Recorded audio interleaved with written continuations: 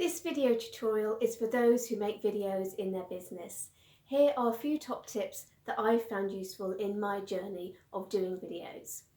It's not exclusive. Here's the first one. Make friends with a camera.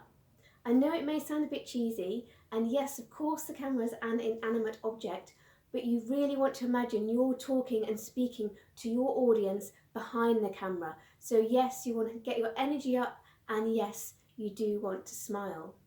My second tip is to keep it short and succinct, because I think people don't generally have lots of time to listen or to watch videos.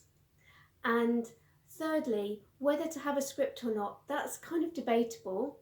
The way I do it is I list the points I want to say, and then I practice in front of the camera. Sometimes I make a mistake, then I do a take, so it may take a few takes.